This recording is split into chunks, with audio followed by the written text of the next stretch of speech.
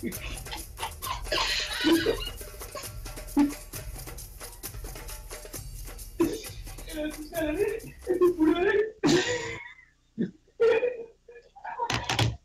à tous sur Tempo Africa TV.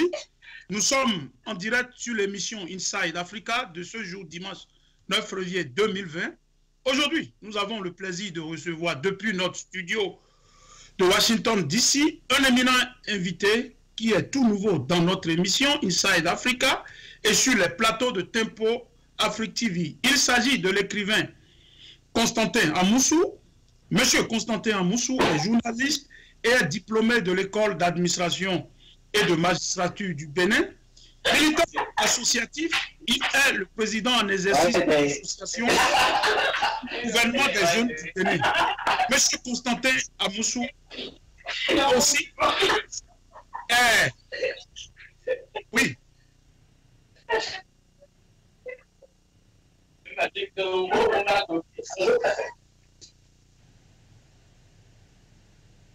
Donc voilà, bienvenue à tous sur Tempo Africa TV. Nous sommes en direct sur l'émission Inside Africa de ce jour dimanche 9 février 2020. Aujourd'hui, nous avons le plaisir de recevoir depuis notre studio de Washington DC un éminent invité qui est tout nouveau dans notre émission Inside Africa et sur les plateaux de Tempo Africa TV. Il s'agit de l'écrivain Constantin Amoussou. Monsieur Constantin Amoussou est journaliste et est diplômé de l'école d'administration et de magistrature du Bénin. Il est militant associatif et est le président en exercice de l'association gouvernement des jeunes du Bénin. Monsieur Constantin Amoussou est aussi auteur de plusieurs ouvrages, dont Hydraulique de mes paupières et La liberté de mourir debout. Ensemble, avec notre distingué guest, nous allons débattre de la thématique suivante. Communale et municipale du 17 mai 2020, la continuité du piège sans fin du pouvoir talon ou une vraie compétition électorale. Monsieur Constantin Amoussou, bienvenue dans l'émission Inside Africa et sur le plateau de Tempo Africa TV. Merci, bonjour Suleiman, bien à toi, bonjour et bien des salutations à l'ensemble de ton équipe technique et aux internautes qui nous suivent en ce moment. Merci beaucoup. Le plaisir est partagé. Monsieur Constantin Amoussou, comme vous le savez, les partis politiques affluent leurs âmes pour les élections municipales et communales du 17 mai 2020. Une élection qui sera, au dit du chef de l'État, le président Patrice Talon, libre, transparente et inclusive. Cependant, l'opposition à travers les FCBE, face à une délégation de l'Assemblée parlementaire de la francophonie à Cotonou, fait part de ses inquiétudes concernant la transparence des prochaines élections municipales et communales. Une inquiétude qu'ils justifient par leur absence dans le processus électoral en s'interrogeant sur la transparence des prochaines élections municipales et communales en ces thèmes.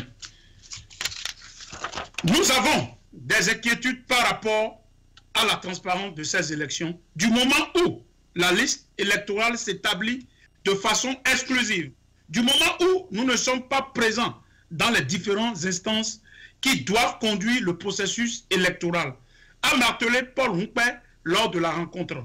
Mais quels pourraient être les enjeux d'une telle élection, Monsieur Constantin?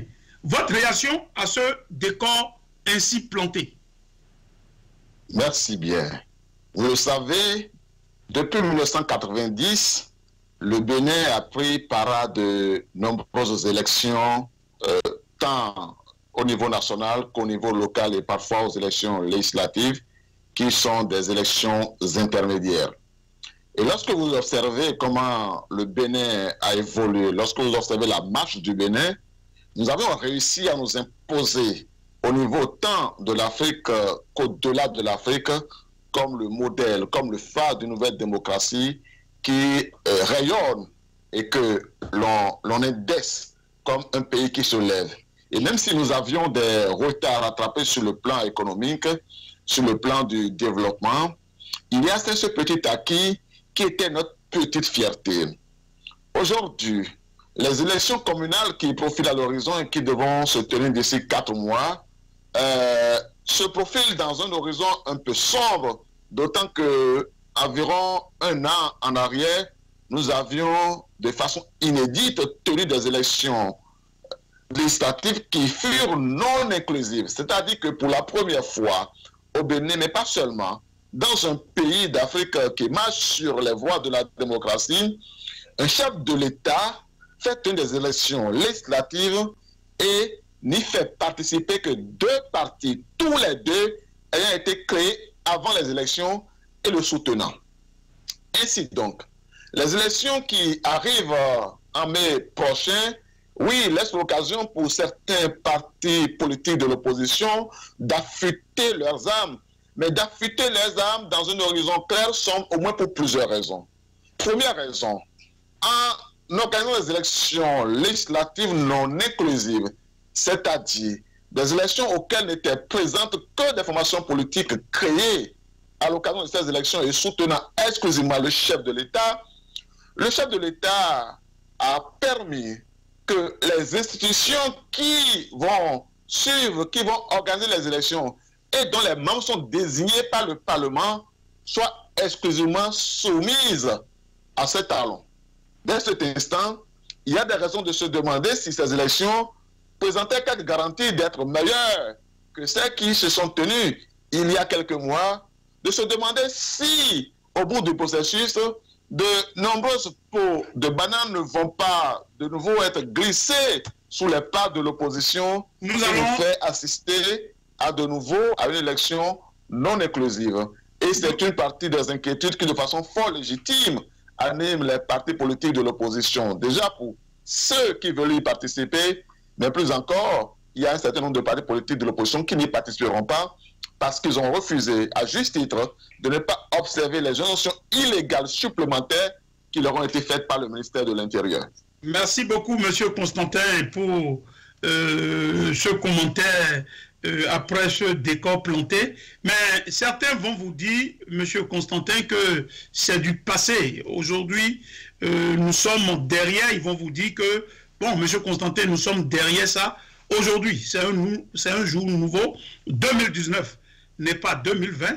Peut-être le président est dans la direction de rectification. Réagissez rapidement. Mais 2 choses. Je vais citer l'article 13 de la Déclaration des droits de l'homme et du citoyen et dire et répéter une fois.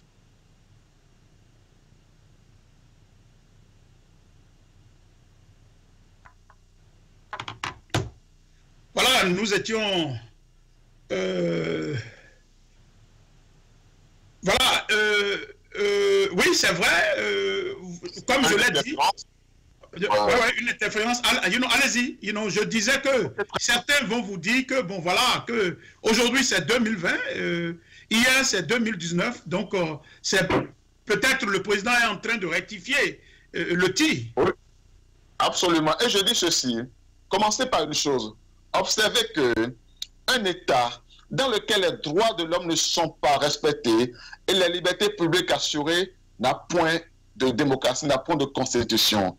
Et ce qui est essentiel déjà dans le cas de ce qui se fait aujourd'hui, c'est de considérer si le Parlement existe pour nous, pour le citoyen béninois que je suis, qui a observé ces élections, qui a vu à quel point on a usé de la force pour empêcher près de 90% de nos compatriotes de s'exprimer à l'occasion d'élections qui étaient pourtant très fortement attendues, il n'y a pas de lieu de considérer qu'il y a des raisons d'avancer. On ne peut pas aller de l'avant sans corriger les erreurs initiales, les fautes graves initiales qui ont été commises.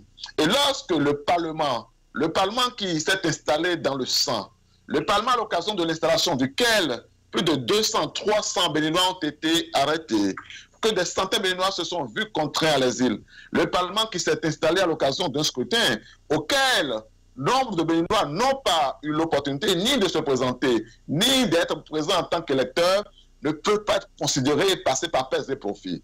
En conséquence de cela, la question primordiale doit consister à dire est-ce que les parlementaires, est-ce que les députés qui sont là sont fondés à siéger au nom du peuple béninois?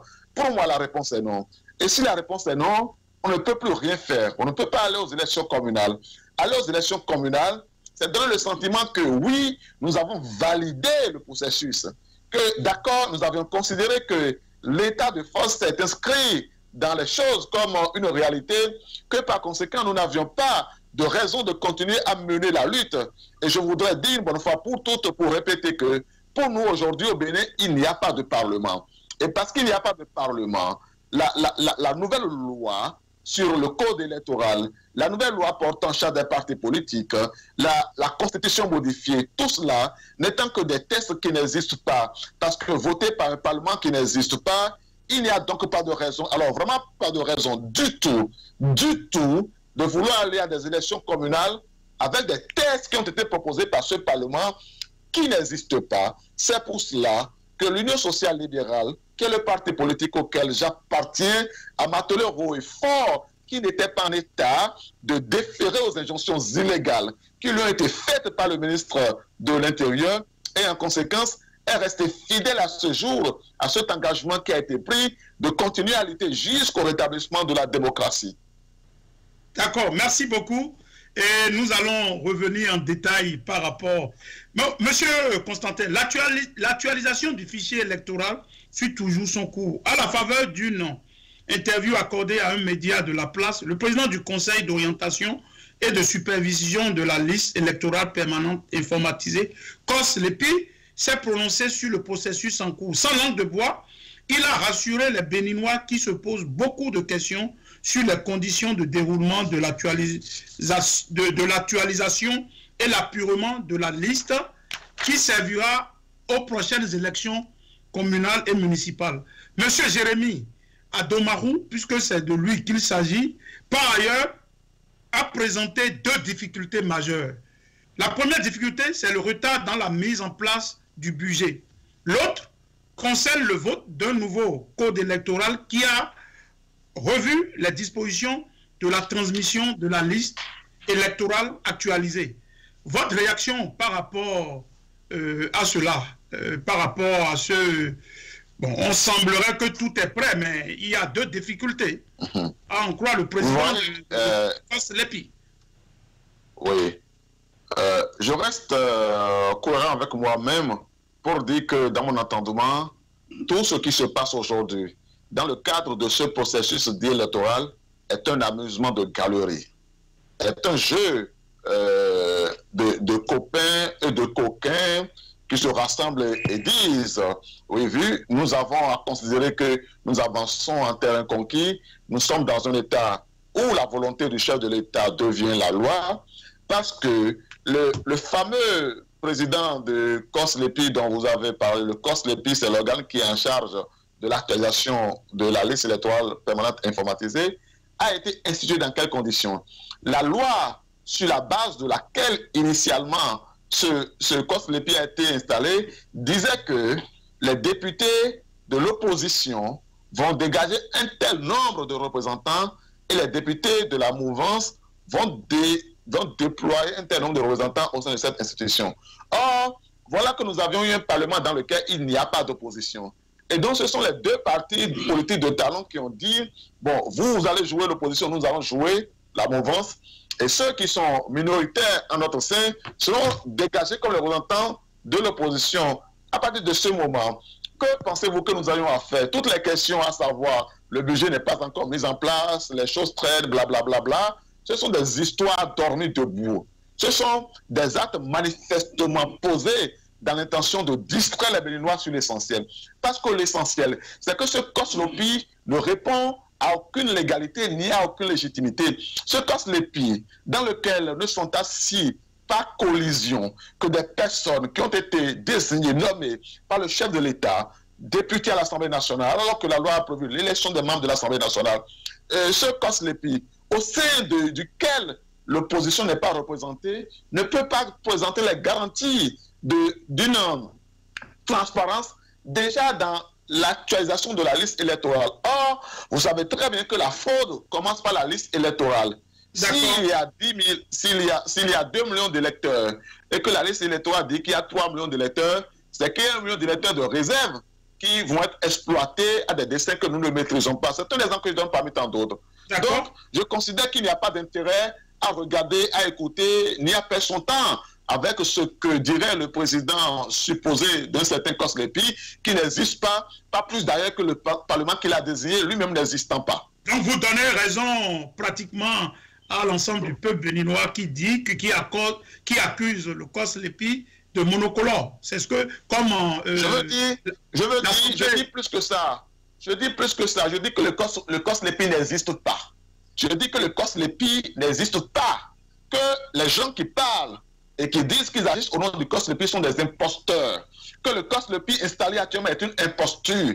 Il est une imposture parce qu'il est écrit dans la loi en faveur, du moins la loi au nom de laquelle le Koslepi était censé être installé, que le Koslepi doit être constitué des représentants de l'opposition et de la mouvance.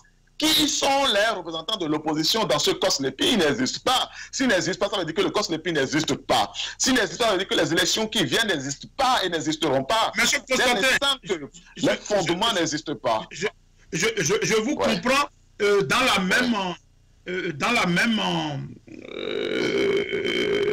sur le même point, sur ce point, en ce qui concerne le doute au niveau de cette institution.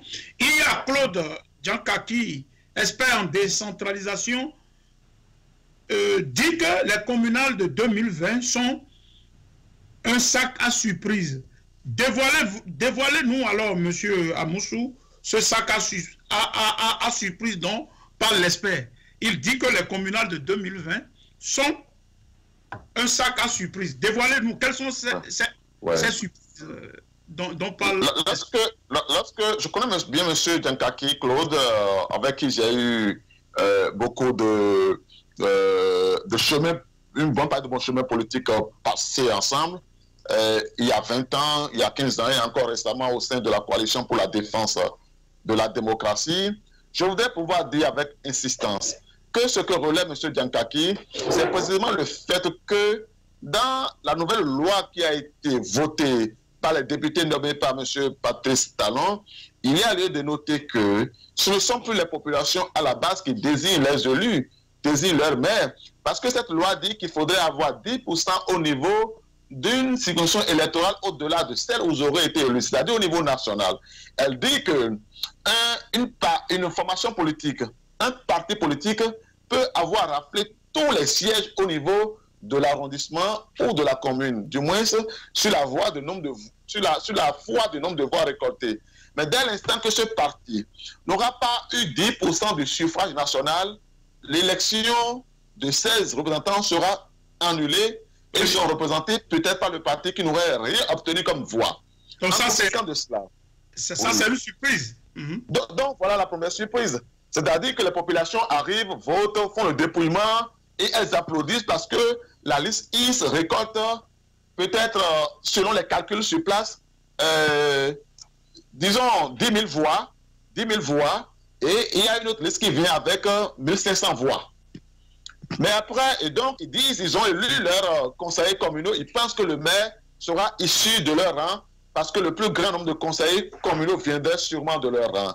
Puis après, ils apprendront que non, que c'est la liste qui a eu 1500 conseillers, 1500 votants, qui va déterminer les conseillers et qui prendra le contrôle de la commune, parce que cette liste-là a fait des résultats ailleurs,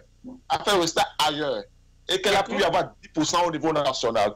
Donc, ça va générer des tensions, vous comprenez, d'énormes tensions au niveau de nos communes. Et ça, c'est un problème c'est une situation qui n'a pas de sens. Parce que, qu'est-ce que la circonscription électorale? Et c'est la question de base. Qu'est-ce que la circonscription électorale? Si nous partons de la définition de notion circonscrit, c'est déterminer un cadre, c'est créer un cercle, c'est circonscrire, c'est-à-dire délimiter l'espace à l'intérieur duquel on veut élire. Et donc, les élections communales créent des circonscriptions électorales parce que l'on attend de la liste qu'elle soit performante à l'intérieur de cette circonscription électorale. C'est pour les élections présidentielles que la circonscription électorale, c'est l'ensemble du territoire national. C'est en ce moment-là qu'on peut voir peut-être celui qui a 10% au niveau national. Mais pour une élection de proximité, et dans les élections communales et sur les élections de proximité, avec les élections électorales qui sont déterminées au niveau de l'arrondissement, c'est forcément et uniquement à l'intérieur de l'arrondissement qu'il faut déterminer la performance de la liste. Dès l'instant que l'on veut extrapoler cela, l'on tue l'esprit de la décentralisation, qui est l'esprit de la démocratie à la base. Nous allons vous rentrer à grand au niveau autour de l'article 184. Nous allons passer sur ça. Et au passage... Ça n'a pas été la surprise, mais je reviendrai. Voilà, ça n'a pas été l'unique surprise, mais c'était une sur laquelle j'avais étendu un peu mon exemple. Non, on reviendra. Pour le moment, nous avons beaucoup d'amis internautes qui nous suivent au passage. Et au passage, vous avez le salut de Falia Toubako qui dit mes hommages, M. Constantin, Sonia Akpo, Louis Domingo, Nyawa Diokpo, Ogubi Dossou, Tony Amegan, Gérard Agbo et Tchelosu et Maouillon, Mathias Tansi, Nelson Latropo, Syrien, et tout cela vous disent good job, et monsieur Constantin.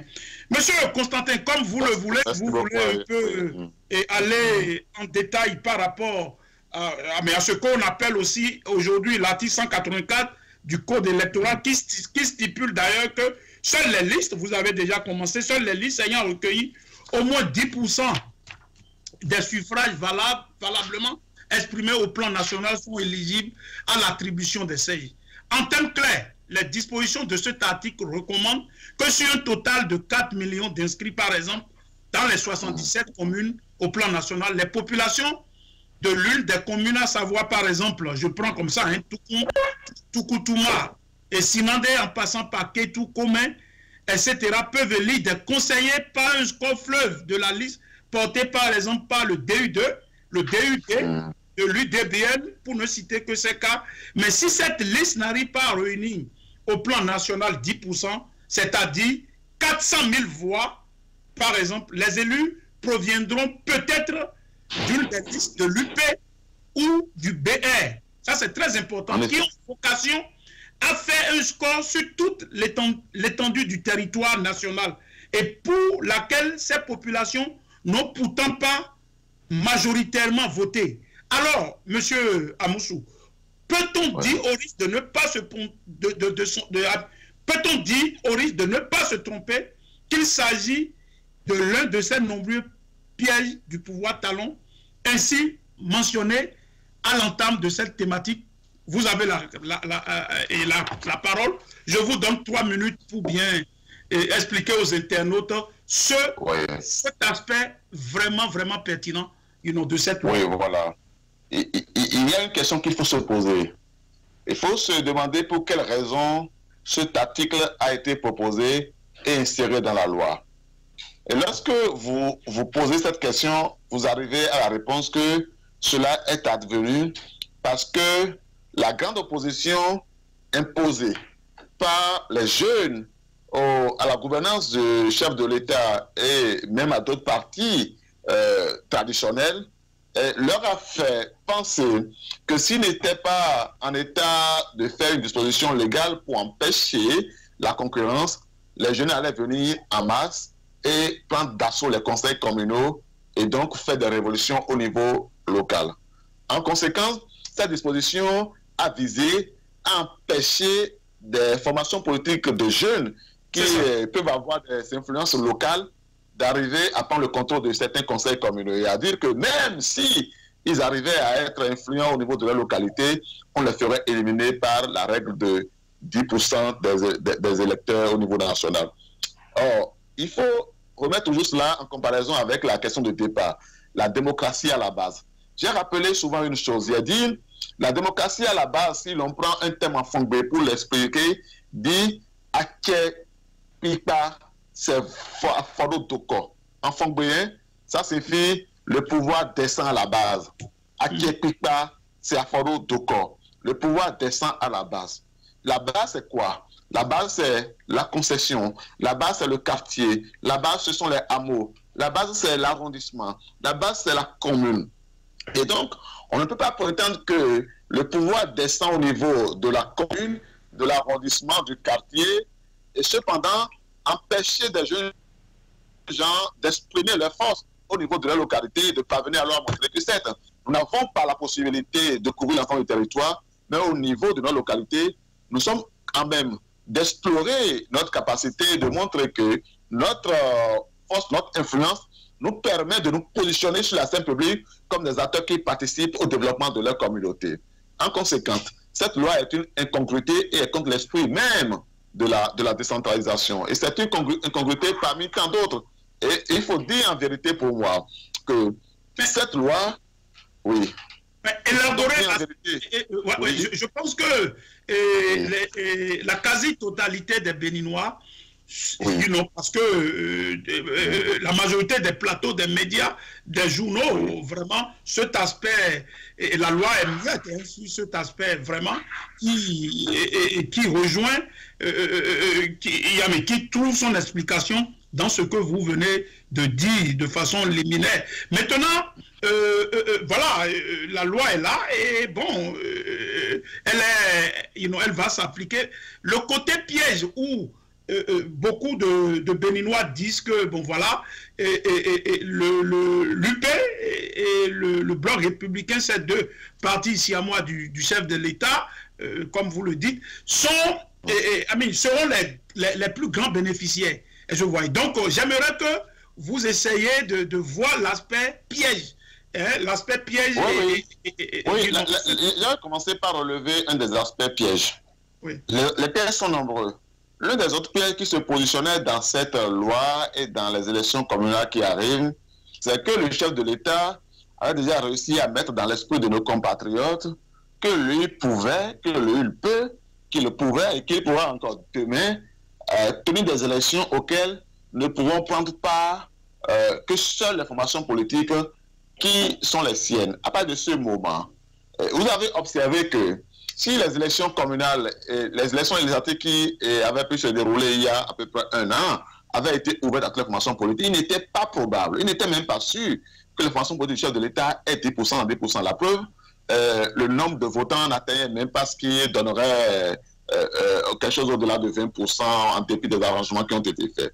En conséquence de cela, vous constaterez qu'ils ont fait un travail de chantage au niveau des élus, au niveau des citoyens, pour leur faire croire, pour leur faire entendre qu'ils étaient encore capables de faire la même chose au niveau des élections communales et donc obliger ainsi les électeurs à aller, je veux dire les candidats, les conseillers, les cadres des autres formations politiques à aller se rallier à leur parti politique. Ainsi, en ayant un ralliement massif des militants de l'USL, de FCD, de toutes les formations politiques qui ont été empêchées d'aller aux élections hier au parti du chef de l'État, ralliement pour sauver leur propre tête, ils ont maintenant une base, ils ont maintenant des électeurs et ils croient que cette fois-ci, ils sont en état d'avoir 10% et de toute façon, ils ne veulent pas permettre à une formation politique importante comme l'Union sociale libérale d'aller aux élections. Et donc, tout au plus, aurait-il en face de FCD, mais encore FCD, disons, en situation de délabrement total avec des conflits terribles à l'interne. Et de toute façon, même quand vous aurez fait un grand score, il appartiendrait encore, attention à qui? À qui? À la Sénat, au sein de laquelle l'opposition n'a pas un seul représentant, de donner les résultats. Et quand la Sénat aurait fait ça à piège, la seule institution que vous pourriez toucher pour réclamer éventuellement, c'est quoi? C'est la Cour suprême. Et là aussi, l'opposition n'a pas un seul représentant. D'accord. Dans l'ensemble du processus. Oui. Merci beaucoup. Oui. Nous avons rejoint nos amis Facebook, qui a Sonia Akpo Gbendu qui dit que l'opposition aujourd'hui, c'est le peuple. 5% aux législatives. Et il y a Faleatou qui dit bonsoir mon président, très très fort sourd. Il y a Nyanwa Dioko, le journaliste qui dit honorable Aouna, nous savons que le Bénin est un pays qui aime la démocratie. Avec l'accession du président Patrice Talon au pouvoir, la démocratie béninoise dérive d'une ou d'une manière. Que fait la diaspora béninoise dans son ensemble pour lutter contre ce fléau caractériel de ces présidents démesurés? Donc, nous saluons tous nos amis internautes qui nous suivent. Donc, il y a Madelal Kondo, Adenka Estelle, l'Alaya, etc. Donc, nous revenons au studio. Monsieur Amoussou Constantin, vous venez d'énumérer une des surprises, ou soit plusieurs surprises en ce qui concerne cet article. Et bon, aussi, vous voyez aujourd'hui que malgré cette imperfection de la loi, malgré tout ça, il y a des partis et des leaders. L'opposition aujourd'hui, vous prenez le parti de l'ancien ministre Candide Azanaï, devenu opposant farouche au régime de Patrice Talon, vient ici de se conformer à la réforme du système partisan qu'il a longtemps combattu dans la mise en application. Désormais, ils sont 4 partis exclus des législatives de 2019 pour défaut d'existence juridique, vous le savez, à s'y conformer. Il s'agit, de la DUD, de Roudet, l'UDBN, la FCBE, Restaurer l'Espoir. À ces 4, on peut aussi citer le MPL de Sabi Sira Korogone, qui vient aussi d'avoir son sésame. Quelle lecture faites-vous de ce retournement de veste, surtout venant de la part de Candide Azanaï, quelqu'un que vous connaissez mieux, et du président Boni Yahi, qui a été le tout premier à ouvrir le bal de la reconnaissance de ce fameux récépissé, pourtant décrié hier par ces derniers. Votre réaction? Merci beaucoup. Il faut peut-être aller à l'historique et rappeler ce qui a été l'état des lieux. Dans l'état initial des lieux, les formations politiques de l'opposition qui s'étaient pliées à toutes les obligations légales et qui étaient en droit d'espérer aller aux élections législatives avaient été recalées de façon abusive par la volonté du chef de l'État et son gouvernement, qui a dominé Léo, parce qu'ils sont les plus forts. Quand ils ont fini de faire cela,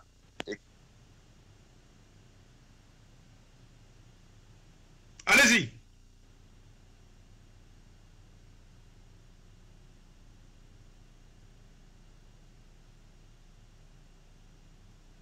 Allez-y. Voilà. Quand ils ont fini de faire cela, ils ont considéré que maintenant, ils ne se posaient plus à une question de l'ordre de comment se présenter éventuellement à des élections et contrôler le Parlement, cela étant déjà acquis. Il n'y avait lieu pour eux que d'organiser du théâtre autour de tout le dispositif.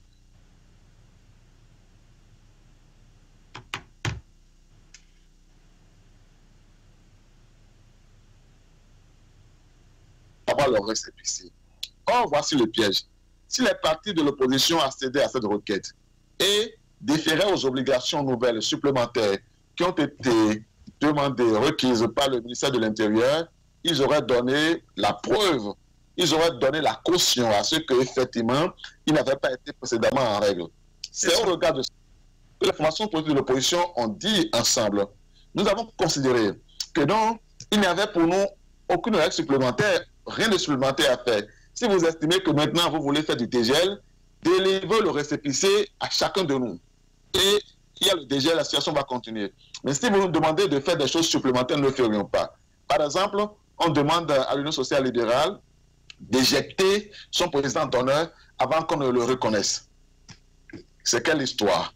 C'est quelle histoire? C'est dans quelle république on exige une formation politique de se débarrasser d'une personne précise, alors que cette personne ne coûte même pas une fonction dans le bureau exécutif. Il y a un président d'honneur qui est un titre honorifique d'une part, et que même si cette personne-là occupait une fonction, cette personne était capable de produire un récépissé, de produire un casier judiciaire vierge, par le fait des autorités du Bénin, parce que la plainte qui a été, disons, l'accusation qu'on a portée contre lui, et la condamnation qu'on a prononcée contre lui n'étant pas définitive, dès l'instant qu'il a introduit un recours devant la Cour suprême qui ne s'est pas prononcé à ce jour. Tout le monde sait en droit qu'un recours est suspensif de l'accusation et donc de la condamnation qu'on aura portée contre vous. Qu'en conséquence de cela, M. Sébastien Adiavon n'était frappé par aucune perte de ses droits civiques.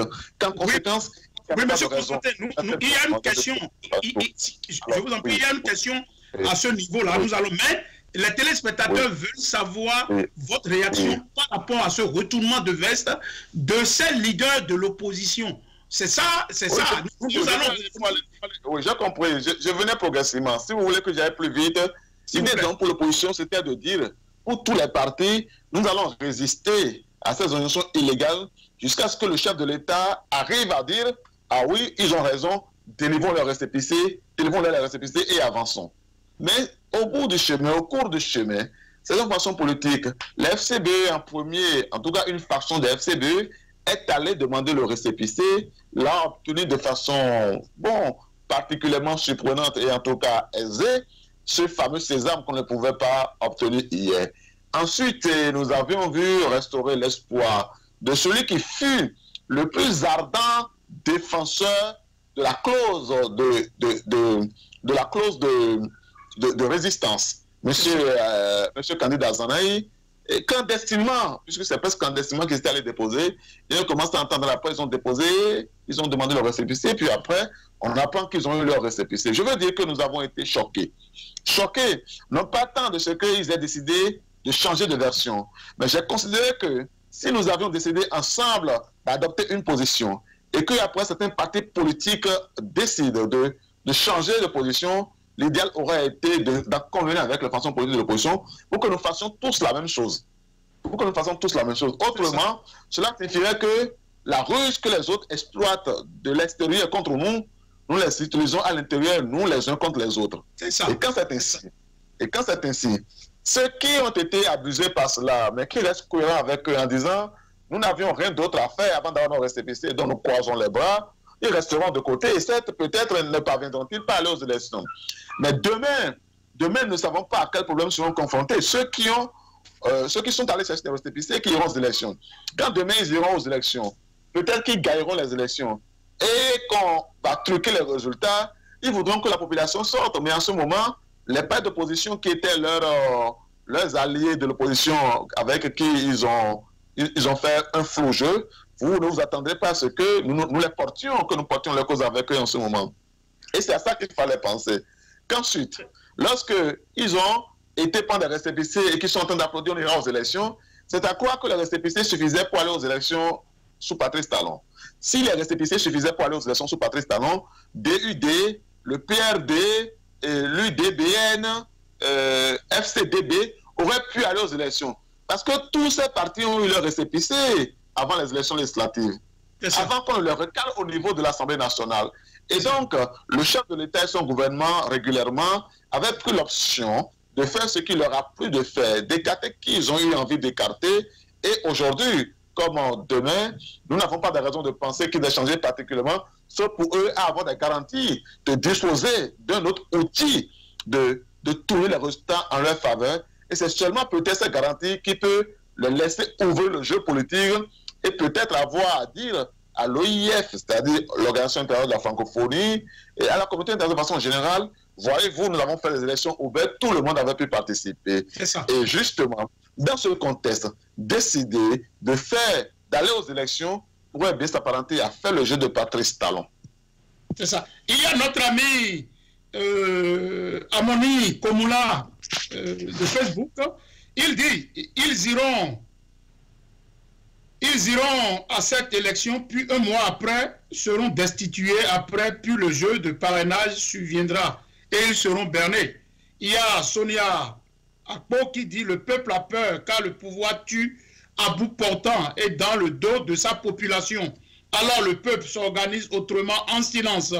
Il y a notre ami Nyanwa, le journaliste, dans tout ça que fait le peuple béninois, son opposition et sa diaspora.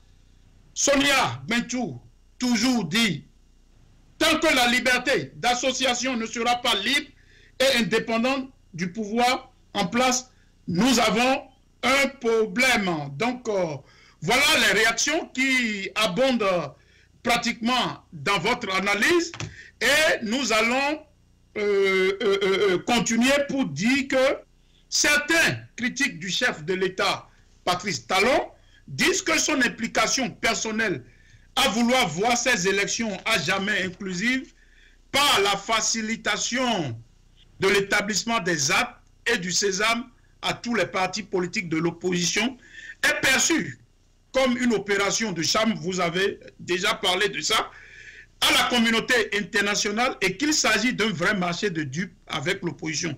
D'autres y voient par contre une volonté du chef de l'État pour rectifier le tir et favoriser les conditions pour une vraie compétition. Monsieur Amoussou, où situez-vous? Je sais que vous avez déjà abordé cela, mais essayez de faire une analyse par rapport à l'opération du SAM au niveau international et aussi par rapport à certaines personnes qui disent que bon, il veut rectifier le tir. C'est-à-dire, j'aimerais que vous fassiez une analyse assez objective du nom de ça. J'ai compris. Parlons du thème, partons du thème, rectifier le tir.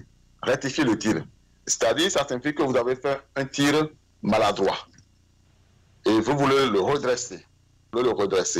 Si nous voulons considérer que le chef de l'État et son gouvernement, en les élections non inclusives, avaient opéré un tir.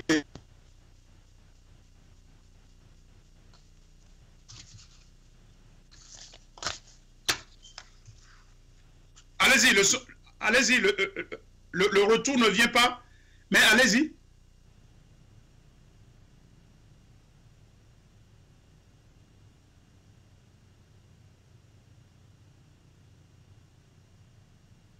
Le son?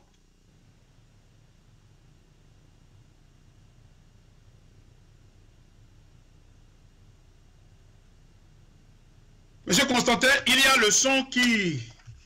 On n'a pas le retour du son?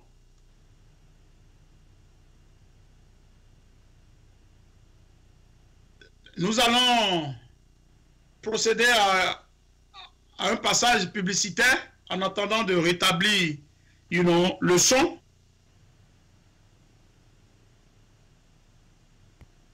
Oui, nous avons un problème de son. Hi, it's me again, Korma Agu-Stockmeyer.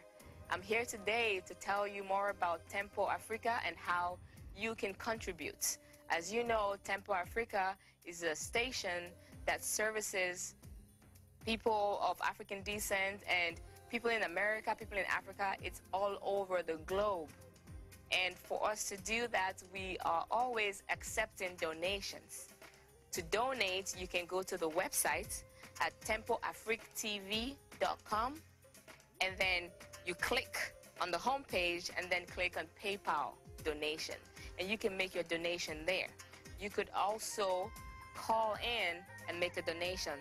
The number is 612-804-0295.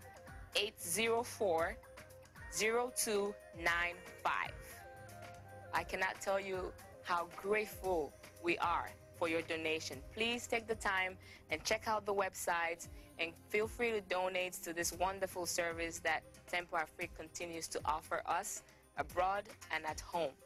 All this information is on the website. Just go to tempoafrictv.com and you will get more information. Thank you very much.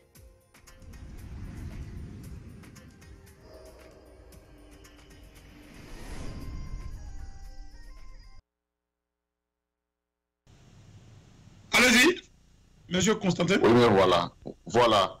Donc je dis, nous considérons, nous partons du point où le chef de l'État fait le constat, comme s'il ne le savait pas au départ, que c'était une faute. Alors une faute grave. J'espère que vous me recevez. D'avoir tenu des élections législatives non inclusives. Vous me recevez? Oui. Très bien. Alors quand il a fait le constat, quand il est revenu à constater, à admettre lui-même que ce fut une faute et qu'il faut rectifier le tir, la chose qui avait lieu de faire, c'est de reprendre les élections législatives. C'est elle qui était en cause. Parce que ce n'est pas elle que nous allons rétablir la démocratie. Et le combat que mène l'opposition aujourd'hui n'est pas un combat de nomination, d'organisation de ces militants dans des instants de décision. C'est d'abord principalement un combat pour le Bénin. Et ce combat pour le Bénin, ce n'est pas le Parlement que ça passe, parce que le Parlement est l'organe qui est au cœur même de la démocratie. c'est le cœur de la démocratie. Quand il n'y a pas de parlement, quand dans une république il n'y a pas de parlement, c'est la volonté du chef de l'État qui se substitue à la loi.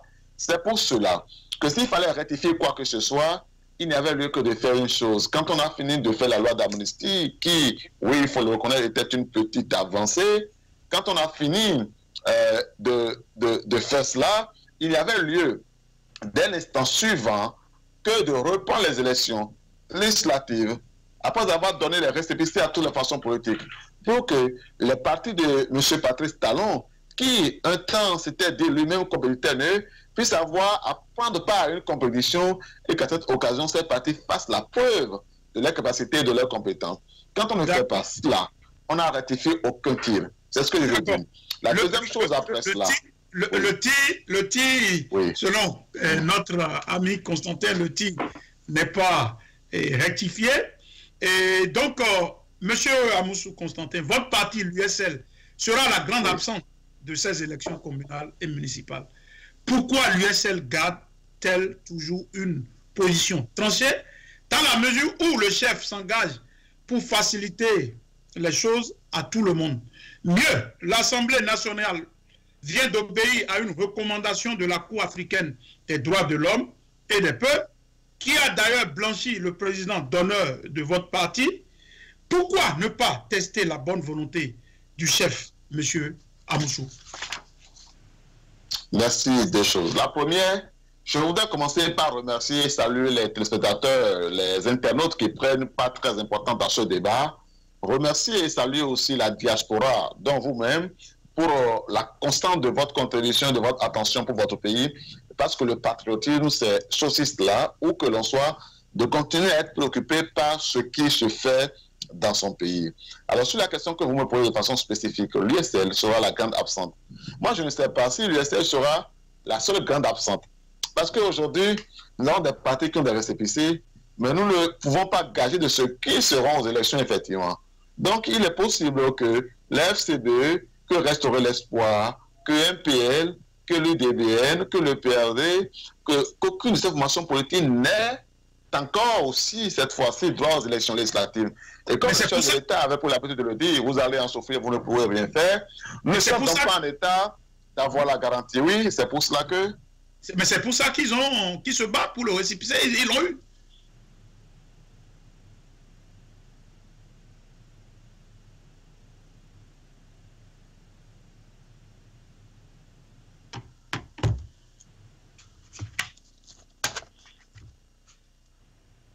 Nous allons demander à la régie de rester avec nous. Et nous n'avons pas le retour du son. Je crois que ça va être bon là maintenant. Voilà, c'est bon maintenant. Allez-y. Voilà. Donc je veux dire que ce n'est pas la première fois que des formations politiques auront leur récépissé et ne sont quand même pas parvenus à aller aux élections. Le PRD, Moël Bénin, l'UDBN, FCDB, toutes ces formations politiques, où les élections législatives avaient eu leur récépissé et pensaient que FCDE et l'USL étaient les seuls rescapés. C'est une fois à la Sénat qu'on leur a montré la vraie face. Parce que quand vous êtes en face d'un adversaire qui déploie, qui a promis qu'il va gouverner par la ruse et par la rage, par l'un de ses ministres interposés, et qui déploie ce genre de politique, il faut être en état d'anticiper, donc de considérer que il est prêt à tout faire, qu'il a montré qu'il était capable de tout faire, qu'il a pris l'habitude d'ailleurs lui-même de dire vous allez en souffrir, vous ne pourrez rien faire. Donc cette fois-ci encore, nous n'avons pas la garantie que si ces partis politiques ont eu leur récépissé, cela signifiait que forcément ils participeraient aux élections. Deuxième chose, vous avez vos récépissés, d'accord. Vous participez aux élections, d'accord. Quand nous aurions fini de faire les élections et que nous aurions eu les élus, qu'avons-nous de garantie de ce que le suffrage exprimé par la population, que la voix des élus sera respectée, que les résultats qui seront proclamés par la Sénat où il n'y a pas de représentant de l'opposition, que les résultats qui seront confirmés par la Cour suprême où déjà, par une juridiction, l'opposition n'est pas représentée, seraient conformes aux élections, aux résultats qui auront été inscrits dans les urnes par nos compatriotes. Enfin, dire et ajouter que même quand vous avez fini de faire tout cela, l'installation du conseil communal est faite par le préfet. Qu'avons-nous de garantie que le préfet installerait un conseil communal dans lequel le chef de l'État ou le parti de l'État ne sont pas majoritaires ou n'ont pas la garantie que c'est eux qui allaient faire élire les élus, les maires, les CA consorts. Nous avons déjà vu ça dans le passé, où les conseillers majoritaires étaient là et où cependant on a réussi à prendre un élu d'un parti extrêmement minoritaire pour le poser comme le maire de la localité. Vous parlez de ça à chaque fois. Vous parlez de ça. Je n'ai pas voulu. Je n'ai pas voulu personnaliser le débat, mais voilà un cas typique. Voilà un cas typique où les FCBE étaient les conseillers majoritaires, où il y avait une autre alliance qui était partie suffisamment minoritaire, duquel cependant on a obligé, on a presque tordu la main. En tout cas, pensons-le, observons-le comme cela. Je l'ai pour dire, il faut désigner le candidat du parti minoritaire. Les gens du parti majoritaire sont allés dire c'est le candidat du parti minoritaire que nous voulons comme maire. Alors que la loi sur le code électoral, notamment en ce qui concerne les élections législatives, celle qui était en vigueur avait dit très clairement le candidat au poste de maire doit être proposé par le parti qui est arrivé majoritaire. C'est ce que dit la loi. Oui, mais ils ont dit, vous êtes majoritaire, non? Allez proposer un candidat dans la liste minoritaire. Quand même, lorsque la loi dit le candidat va être proposé par la loi, par le parti arrivé majoritaire, il n'y a pas besoin de préciser qu'en son sein. Puisqu'il ne peut pas, en tant qu'un parti arrivé majoritaire, et être choisi dans un autre parti politique. Et on est allé dire que comme la loi n'a pas précisé qu'il faut choisir, le parti majoritaire doit choisir en son sein, le parti majoritaire peut aller choisir dans le sein de notre formation politique. Ce sont des trafics, Parce que dans ce qu'on appelle la loi, il y a sans doute les lettres adultérales, mais il y a aussi l'esprit. Or, c'est l'esprit qui fait mouvoir la matière.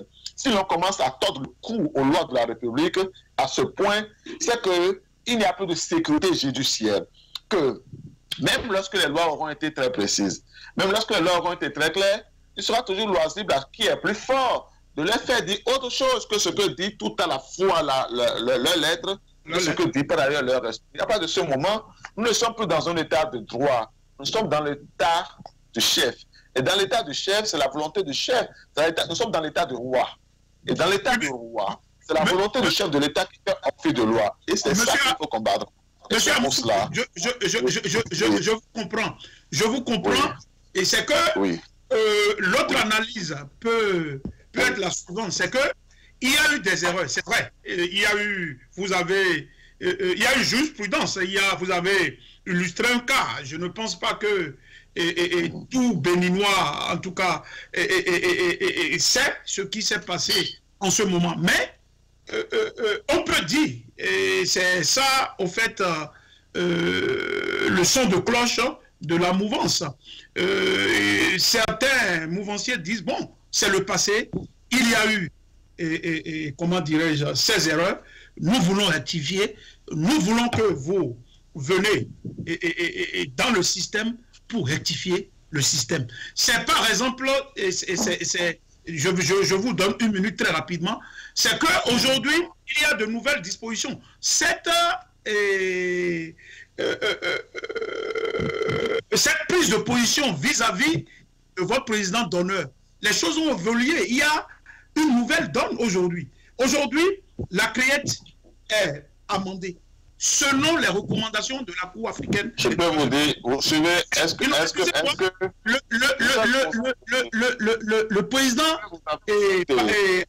Sébastien Adjavon, qu'on le veuille ou pas, le régime Talon va acquiescer dans le sens de la Cour africaine des droits de l'homme. Donc, le bon sens, voudrait, même si l'USL n'ira pas aux élections, mais il faut que vous testez la bonne foi du chef. C'est ce que plus de personnes... Monsieur Aruna, je vous comprends. Monsieur Aruna, je vous comprends. Mais je vais vous montrer à quel point l'USL, par le passé, a testé la bonne foi du gouvernement. Vous savez, lorsque nous avions commencé à constituer les documents pour créer notre parti politique, le gouvernement a tardé longtemps, nous avions fait beaucoup de bruit médiatique avant d'avoir notre récépissé provisoire. Ensuite, lorsque le chef de l'État a commencé par dire bon, voilà, on vous a recalé, mais venez où il y a des problèmes, on n'a pas notre récépissé définitif, venez, on va trouver une solution. Nous avons cru au chef de l'État et nous avions été à cette réunion à la présidence et puis ailleurs. Ça n'a pas été suivi des faits.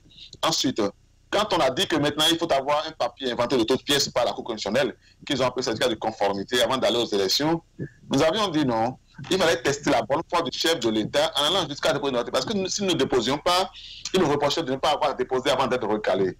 Et il se trouve que de tous les partis politiques de l'opposition qui n'avaient pas eu le fameux certificat de conformité qui n'a pas été prévu par la loi, l'USL était le seul à avoir déposé son dossier en dépensant des centaines de millions de francs pour les quitus fiscaux de ces candidats, mais surtout en payant plus de 259 millions de caution dans le vide, sans pouvoir finalement aller aux élections.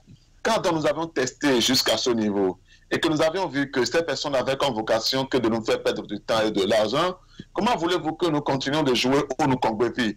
Le Nukongwevi, c'est l'enfant aidé en pays fond, qui est considéré comme l'enfant qui est si peu avisé que quand on l'a pris une fois au piège, il se fait prendre le lendemain au piège et puis le surlendemain. À partir de ce moment, nous disons que non. Nous n'allons pas continuer de jouer les enfants de cœur qui ne comprennent rien du tout et qui tombent le lendemain dans le piège dans lequel ils étaient tombés la veille.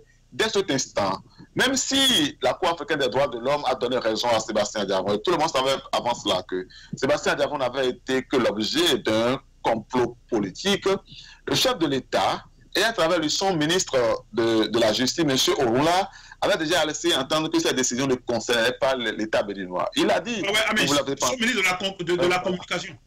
De la communication, il voulait dire son ministre de la communication, autant pour moi, que la décision qui a été rendue par la CADHP ne concernait pas l'État béninois. Il a dit. Alors quand il a dit, comment voulez-vous que nous autres, nous ayons à nous conduire de façon autrement naïve pour nous remettre dans une démarche qui de toute façon va prêter le flanc au pouvoir, au système de parti talent et montrer que nous avons posé un problème de base. Il ne faut pas oublier ce problème de base. Ce problème de base, c'est que les paradigmes ont changé. Les paradigmes ont changé. Aujourd'hui, les réalités d'avant... Est-ce que le Parlement a été dissous? Est-ce que le Parlement a été dissous? Si le Parlement n'a pas été dissous, ça veut dire que le paradigme n'a pas changé. C'est ça essentiel. Il ne faut pas perdre cela de vue. Il faut avoir cela, il faut avoir cette boussole-là. Non, mais quand je parle de paradigme, je suis en train de parler de la position de la Cour africaine des droits de l'homme et de cette disposition. Donc, je parle beaucoup plus au niveau international. Parce que au niveau international, aujourd'hui, si aujourd'hui on refusait le récépissé seul à Sébastien Adjavon, donc aujourd'hui, tout le monde entier va savoir et va donner raison et va savoir que... Monsieur Aruna, aujourd'hui, est-ce que vous me suivez? Oui, compris, Monsieur Aruna. Oui. Lorsque le ministre de l'Intérieur nous a reçu nos représentants, il a dit, si vous n'enlevez pas M. Sébastien Adjavon de sa position de président d'honneur, nous n'allons pas vous donner le récépissé. C'est vrai qu'en ce moment, la décision de la CADHP n'a pas été rendue. Voilà, c'est ça. Maintenant, quand la décision de la CADHP a été rendue, si l'État béninois était en situation de reconnaître que désormais la sanction dont il affublait M. Sébastien Adjavon n'avait plus cours, il ne restait plus qu'à eux de dire à l'USL maintenant, vous devez avoir de récépissé. Ça veut dire qu'il n'y a plus aucun qui empêche notre récépissé puisque nos documents sont toujours avec eux. Que les documents que nous avons déposés initialement pour avoir le récépissé étaient toujours avec eux et n'ont jamais été retirés par nous. Vous comprenez? Et donc, si l'idée... Est-ce que vous me recevez? Je vous reçois. Et donc, si l'idée avait été effectivement de jouer au jeu franc, le pouvoir avait simplement appelé l'USL pour dire allez prendre vos récépissés tranquillement. Parce que nous n'avons rien d'autre à faire. Et là, nous aurions dit qu'il y a eu une avancée. En deuxième lieu, avoir considéré que le garde des Sceaux, le ministre Kenom, lorsque récemment l'État béninois a été obligé à travers le Parlement de procéder à la révision de la loi sur la criette pour amender et faire droit aux revendications qui ont été portées par M. Sébastien Adjavon devant la Cour africaine des droits de l'homme, le garde des Sceaux a pour le soin de dire que les effets de cette loi n'étaient pas... ne devait pas courir jusqu'à M. Sébastien Adjavon, que les décisions qui ont été rendues de façon définitive et que la loi n'avait pas d'effet rétroactif. Ce qui est faux dans le contexte actuel, parce qu'il s'agissait de faire droit à une personne à partir d'une requête qui a indexé une loi qu'il a abusivement sanctionnée. Or, on sait très bien que dans un tel contexte, ce que cela suppose, c'est que la loi qui a sanctionné M. Sébastien Diavon n'a jamais existé, parce qu'elle repose sur des principes uniques qui ne sont pas en relation avec la Cour africaine, déjà avec le statut la convention qui a créé, le traité qui a créé la Cour africaine des droits de l'homme, le protocole ayant créé la Cour africaine des droits de l'homme, et avant ça, le traité ayant institué l'Union africaine. Dès cet instant, il y avait lieu donc pour l'État béninois, s'il voulait montrer sa bonne foi, de considérer que le projet de M. Sébastien Diavon allait être révisé et que la loi allait être retirée, une nouvelle loi votée. Si cela avait été fait, si le gars avait fait ce pas, ils auraient envoyé un signal positif. La communauté internationale l'aura ainsi perçu, l'US l'aura ainsi perçu, et moi, Constantin Amoussou, j'aurais été en état de dire à M. Sébastien Diavon, j'aurais été en état de dire à M. Joël Diavon, j'aurais été en état de dire à M. Gomez, M. Gomez Geraldo, j'aurais été en état de dire aux membres de mon parti politique, à M. Albert Menedi, maintenant le contexte a changé, faisons un pas, demandons notre récépissé. Bien entendu, le combat va continuer, parce que ce ne sera qu'un pas, puisque pour nous, le combat reste le rétablissement de l'élection démocratique et cela passe. Le combat va continuer, comme vous le dites à Moussou, et vous avez un compagnon de tout le temps, de tous les temps avec vous. Valentin Dianoutin, le secrétaire légitime des FCBE, se démarque des FCBE par rapport à la participation des FCBE aux prochaines élections communales et municipales. Votre réaction? Je pense que M. Dianoutin ne fait que rester cohérent avec lui-même. Il part déjà de l'idée qu'un parti politique existe. Il a fait un congrès. Mais un jour, des putschistes, c'est leur nom, c'est pas un autre, des putschistes sont allés trafiquer les papiers du parti politique, s'en vont au ministère de l'Intérieur et potapouf, on dit qu'ils ont eu un récépissé. Et si vous voyez comment ces Jules se conduisent aujourd'hui, ils confisquent le récépissé du parti et disent aux gars, s'il vous plaît, vous faites notre jeu, vous rentrez dans les rangs, y compris le président d'honneur du parti, M. Boniaï, vous rentrez dans les rangs, ou bien on vous marche là-dessus. Et donc, on n'a pas de garantie de penser que les FCBE tels qu'ils sont aujourd'hui soient un parti de l'opposition. On a même des raisons de croire que les FCBE tels qu'ils sont aujourd'hui, avec Rumpe, avec Yarou, sont en train de faire le jeu de Patrice Talon et d'être désormais un parti que l'on voudrait utiliser pour envoyer au monde et à la communauté internationale l'idée que, ah oui, le parti de Boni Yaye est allé aux élections, et à voir après les élections des gens qui vont se rallier massivement, et donc des élus de FCBE qui vont appeler à voter pour un candidat de UP et de BL pour les élections, du maire. Une opération de charme au niveau international, c'est ce que vous... Oui. Monsieur Patrice Talon s'est toujours conduit ainsi. Et si vous observez très bien, vous allez voir que c'est quand les acteurs de la communauté internationale sont au Bénin qu'ils lancent les opérations. Par exemple, c'est au moment où les délégués du Parlement francophone étaient au Bénin qu'on a décidé d'annuler les frais de délivrance des papiers administratifs dans le cadre des élections, pour pouvoir faciliter, a-t-on dit, la participation aux élections de toutes les formations politiques. Mais l'opposition n'a jamais dit, par exemple, qu'il n'avait pas envie de payer les papiers avant d'avoir les papiers administratifs. Mais pourquoi dit-on, pourquoi empêche-t-on certains citoyens, pour le simple fait qu'un commissaire de police dit qu'il les recherche, de se voir délivrer un acte administratif, ce qui est contraire à toutes les lois et à tous les règlements au niveau international, et vient-on jouer aux démocrates en disant maintenant, on permet que les gens aient les papiers gratuitement. Est-ce que c'est plus important de permettre à celui qui, s'il vous plaît, est-ce que c'est plus important de permettre à M. Aruna d'avoir son papier gratuitement que d'empêcher Constantin Amoussou de l'avoir, même en payant, justement parce que Constantin Amoussou est en de mauvaise odeur avec le pouvoir et qu'un commissaire de police de Placomain ou de Godomé ou de Lema autour de Salamin sera convoqué auparavant. Alors que l'on sait très bien que pour qu'un commissaire de police vous convoque, il suffit juste que le chef le veuille. Tout le monde le sait. Tout le monde le sait.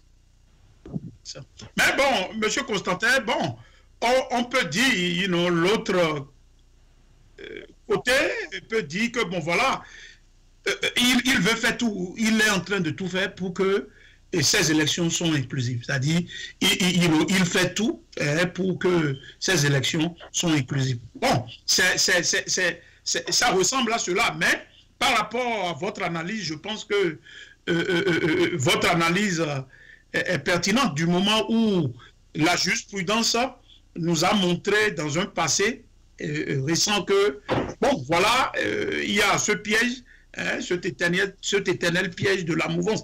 Mais quelqu'un dira aussi que, bon, quelqu'un qui utilise la ruse et quelqu'un qui utilise tous les moyens, aujourd'hui, il veut se corriger. Pourquoi ne pas lui donner une petite chance pour voir effectivement si ce qu'il est en train de faire est normal. Donc, avant que vous ne reveniez sur cet aspect, je voudrais poursuivre dans le même sens et par rapport au FCBE pour vous dire ce qui s'est passé, je pense, aujourd'hui. Voici la question, Monsieur Constantin. Faire chemin avec la FCBE et participer aux élections municipales et communales pour résister au pouvoir talon. C'est en substance ce que l'on peut retenir de la réunion à laquelle plusieurs leaders de la Renaissance du Bénin, du président Soglo, ont participé. Monsieur Amoussou, terminus, tout le monde est embarqué dans la barre des prochaines élections communales.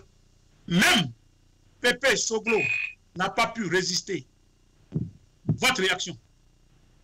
Merci. Je veux relever une chose.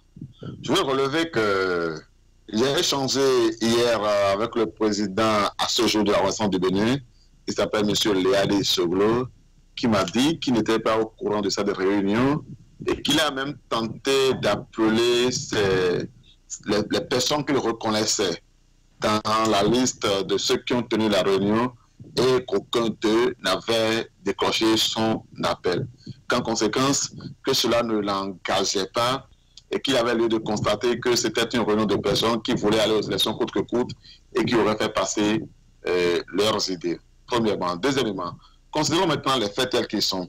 Supposons que le contenu de cette correspondance soit l'état réel de la Renaissance du Bénin, c'est-à-dire que la Renaissance du Bénin dit que, nous voulons aller aux élections.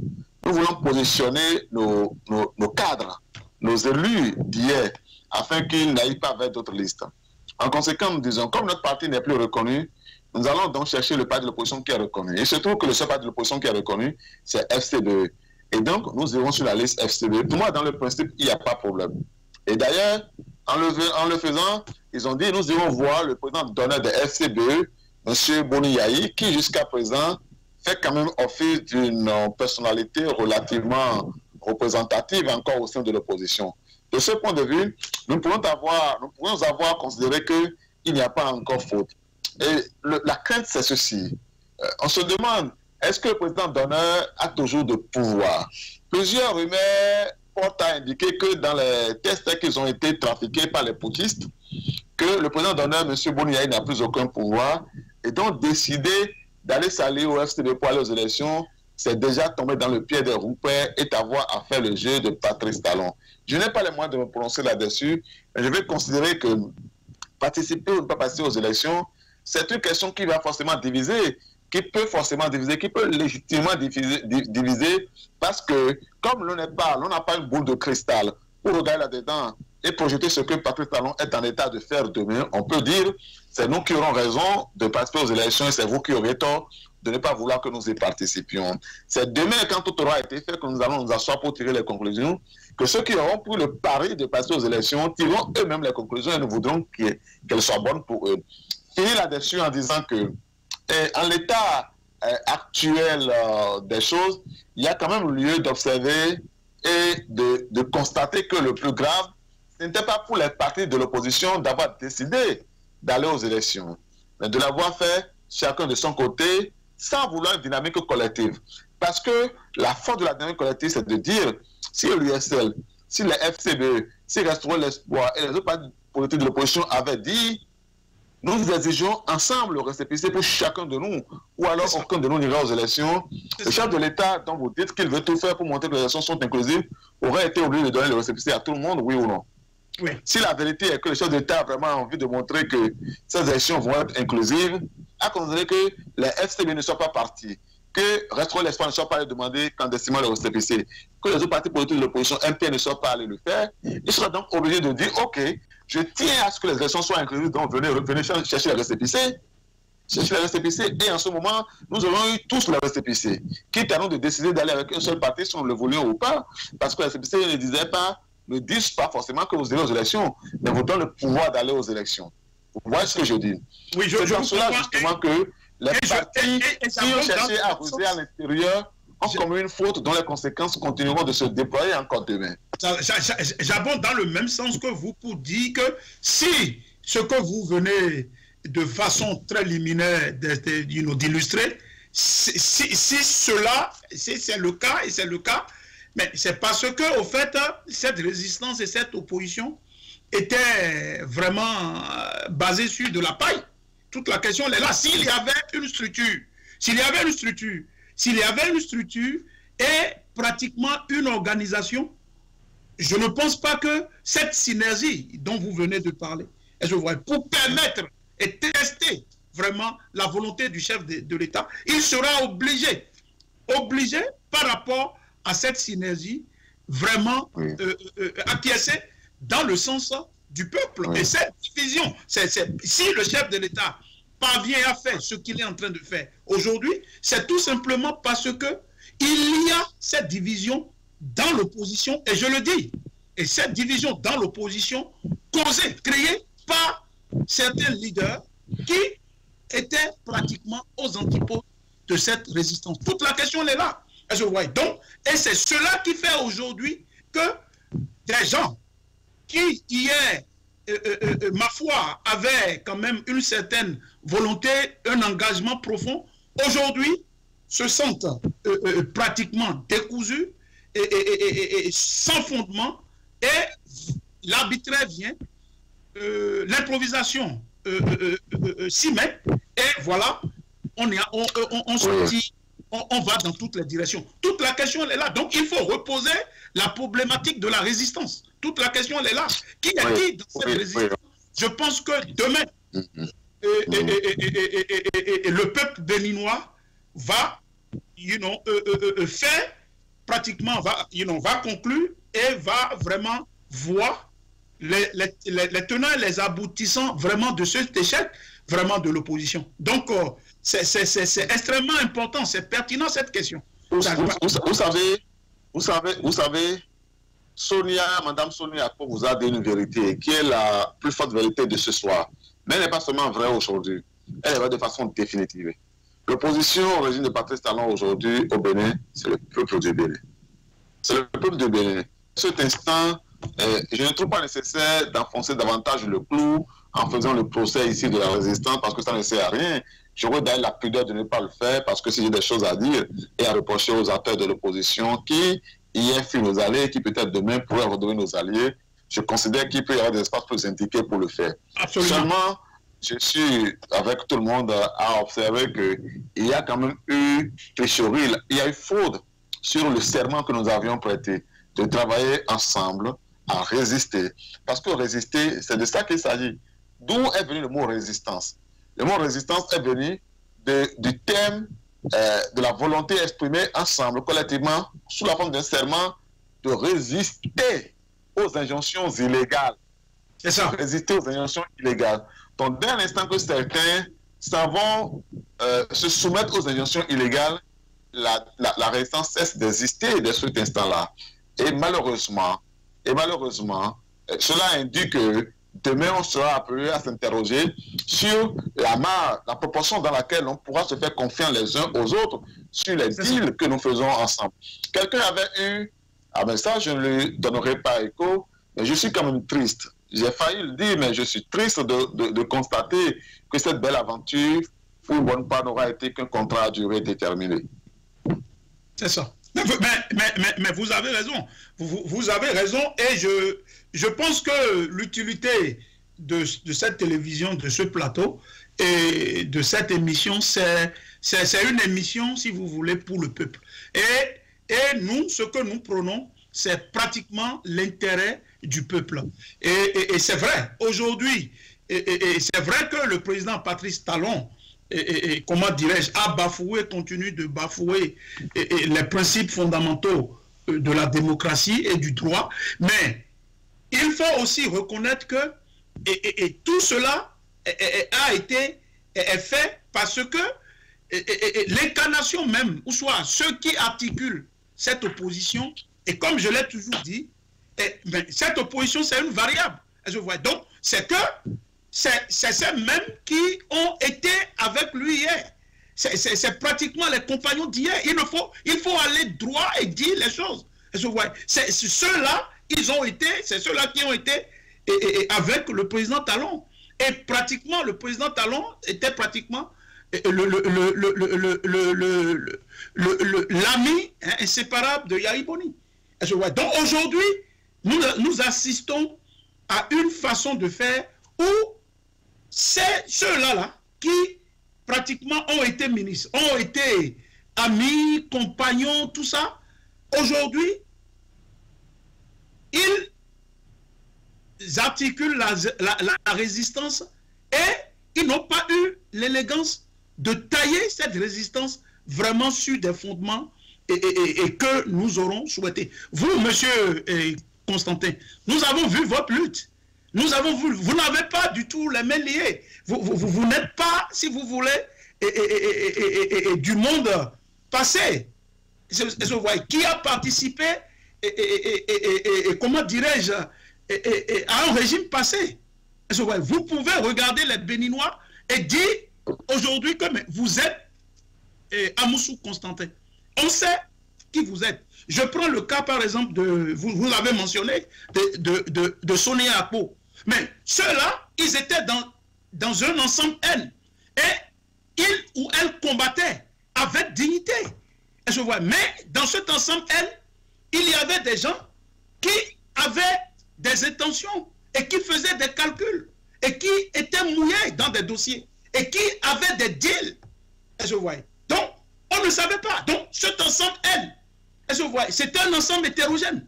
Donc, on ne pouvait pas, et comment dirais-je, ouvrir le cœur et savoir, bon voilà, c'est le leader qui anime, et comment dirais-je, cette résistance. Ils avaient une autre intention. Vous et moi, on faisait le combat, patriotisme, le combat de la dignité, le combat du peuple.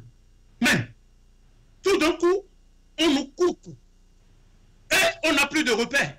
Toute la question, elle est là. Donc, c'est pour ça que ça peine, si vous voulez, à une nouvelle génération. À une nouvelle génération, vraiment, d'hommes politiques pour quand même se révéler autrement au peuple béninois. Parce que, aujourd'hui, si nous assistons à tout ce que nous dénonçons vis-à-vis du pouvoir, c'est parce que, ça, il faut avoir le courage politique pour le dire, c'est parce que ceux qui incarnaient cette résistance n'étaient pas propres. Toute la question, elle est là. Et ceux-là, aujourd'hui, comme on le dit en anglais, the face is off. La face est tombée. Et voilà le jeu, auquel, ils nous ont mis. Donc, monsieur Constantin, quand moi je vous parle, je vois d'autres personnes, Bertin Corvi, même Ladislas Agbessi, tout cela, on peut leur reprocher, mais ils ont eu quand même, ils ont fait un combat ultime. Toute la question, elle est là. Donc, c'est une question de génération. Elle se voit. Donc, il faut nécessairement que cette opposition puisse se constituer. Et là, je fais peut-être votre président d'honneur. Ça peut être la raison pour laquelle on remarque son silence. On remarque son silence parce que si aujourd'hui, et là, je lui lance un appel, je pense qu'aujourd'hui, l'histoire est en train, peut-être, de lui donner raison. Mais il faudrait qu'il puisse venir maintenant, puisque il y a eu cette campagne de salubrité qui est faite. Là, maintenant, on sait. Donc, tous ceux-là sont à la recherche du sésame. on sait, je ne veux pas rentrer dans les détails, mais il faut nécessairement que ceux qui ont toujours le dos et qui ont toujours cette dignité et cette probité puissent vraiment venir avec une nouvelle race. Oui, monsieur Aruna. Donc, pour articuler cette résistance. Donc, c'est un peu un commentaire. Donc, vous n'êtes pas obligé de réagir. Et si vous voulez réagir, c'est bien, mais nous allons aller très rapidement pour conclure cette émission. Et vous allez réagir à ce que je viens de dire et à cette question, s'il vous plaît. Monsieur Amosso, pourra-t-on appeler Patrice Talon un moderniste qui s'est endurci au pouvoir en compromettant la démocratie comme il l'aurait lui-même affirmé devant l'église épiscopale afin de passer contre vents et marées sa vision, votre lecture à Moussou. Merci. S'agit-il en un mot d'un dictateur moderniste, le président Patrice Talon? Vous savez, j'ai connu, oui, même dans le siècle des Lumières, je l'ai connu à travers l'histoire, ce qu'on appelait les monarques éclairés. Puis il y a eu, dans une histoire plus récente, qui est une histoire lourde, qui est une histoire pénible, qui est une histoire de guerre, de sang, de douleur, de larmes. J'ai connu Hitler. J'ai connu Mussolini. Je ne voudrais pas entendre que j'ai vécu en leur temps, mais je les ai étudiés. Lorsque des hommes sanguinaires comme ceux-là étaient arrivés au pouvoir, ils portaient le discours, oui certes, d'être des dictateurs qu'ils assumaient, mais d'avoir voulu construire dans l'intérêt de leur peuple. Alors ils disaient, on a construit des ponts, on a fait des routes, on a réalisé des infrastructures, et ils disaient par-delà ça que cela suffisait pour que la démocratie ne compte pas. Et aujourd'hui, il est de coutume pour certains de nous vendre un modèle à la Kagame où on dit, c'est vrai, M. Kagame est ci, c'est vrai, il est ça, mais il a construit son pays. Je veux dire ceci, vous êtes aux États-Unis, je vous parle sur une chaîne qui est installée aux États-Unis, dans un pays où vous avez retrouvé un havre de paix, quand vous avez été obligé de quitter votre pays sous la Révolution. Et ce pays, n'est-ce pas un pays bien construit? N'est-ce pas un beau pays? N'est-ce pas un grand pays? Et pourtant, c'est quand même un pays qui est un exemple de démocratie. On a vu il y a encore peu Nancy Pelosi déchirer le discours sur l'état de l'Union qui a été tendu par M. Trump après avoir refusé, lui, à son tour, de lui tendre la main pour de lui serrer sa main. Et voilà, de lui serrer la main. Dès cet instant, vous devez avoir considéré qu'il n'y a jamais eu aucune raison sincère de penser que la démocratie n'est pas conciliable avec le développement. Si une personne est un dictateur dans le sang, et les dictateurs sont souvent des gens très corrompus, il faut qu'elle assume. Il ne faut pas qu'elle vienne dire que c'est pour faire le développement qu'elle est dictateur. Que ceux qui viennent dire c'est dictature de développement, blabla, etc. et tout, qu'ils sachent que nous comprenons que c'est du mensonge pur, que c'est de la poudre aux yeux, que c'est de la poudre de perlimpinpin d'avoir considéré qu'il n'y a que par la dictature que l'on pourrait dresser un peuple, et donc par la peur, sur les ruines, sur le sang de ceux qu'on a tués, sur le corps de cette dame qui est tombée, Madame Amosso Podens, à Cameroun, à son âme, laissant derrière elle 7 enfants. Parce que l'on a voulu installer un parlement où il n'y avait que 83, il n'y aurait que 83 députés acquis au chef de l'État. Eh bien, quand on a fait ça, même si après on considère un château pour tous les Béninois, on aura commis un péché inoubliable, on aura commis un crime inoubliable. Et c'est aussi pour cela que je considère que la Cour pénale internationale, qui a été saisie à son temps par M. Agbessi Ladislas, se doit de faire les diligences de montrer que elle n'est pas une cour qui ferme les yeux sur les premiers crimes. Parce que les premiers crimes, c'est eux qui ouvrent la voie au pire qui arriveront demain. S'il y a eu des morts, les morts que nous avions vus à Kadjerou, à Savè, à Taourou, et que la Cour pénale internationale ne fait rien aujourd'hui, demain, peut-être ne sait-on jamais, le bien aura été encouragé à faire piller. Moi, je suis pas formation d'origine spéciale de droit de la guerre, de droit international humanitaire. Je veux construire et dire très clairement que des éléments de droit existent aujourd'hui et autorise la Cour pénale internationale à travers son procureur à s'intéresser au cas du Bénin. Si donc elle ne le fait pas, elle aura été elle-même complice devant l'histoire du pire qui sera en train de se dresser devant notre peuple. C'est tout ce que je pourrais avoir à dire sur cette question. Alors, merci beaucoup et c'est en même temps votre mot de fin. C'est la fin de cette émission. Je remercie mon invité, M. Constantin Amoussou, sans oublier la collaboration technique du grand Kaïndé sénégalais, Kourou du network Tempo, je veux nommer Malik Sall, qui a pu rassembler en 1 heure les États-Unis et le Bénin. Quant à moi, on m'appelle Suleiman Aruna, Soul to Soul pour les intimes.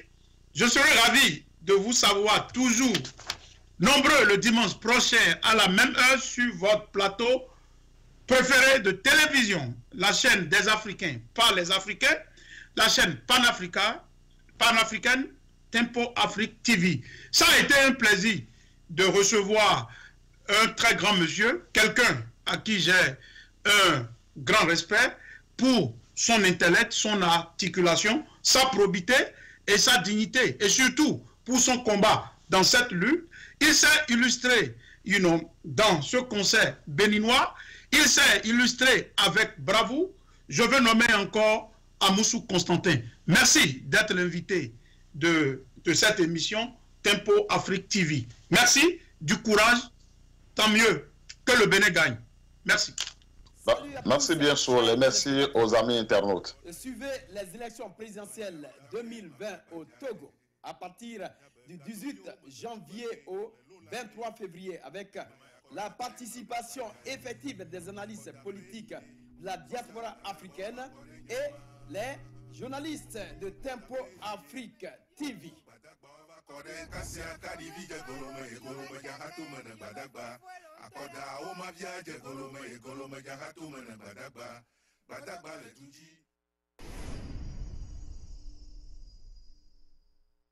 Hi, it's me again, Korma Agus Stockmeyer. I'm here today to tell you more about Tempo Africa and how you can contribute. As you know, Tempo Africa is a station that services people of African descent and people in America, people in Africa. It's all over the globe. And for us to do that, we are always accepting donations. To donate, you can go to the website at tempoafrictv.com, and then you click on the home page and then click on PayPal donation, and you can make your donation there. You could also call in and make a donation. The number is 612-804-0295. I cannot tell you how grateful we are for your donation. Please take the time and check out the website and feel free to donate to this wonderful service that Tempo Afrique continues to offer us abroad and at home.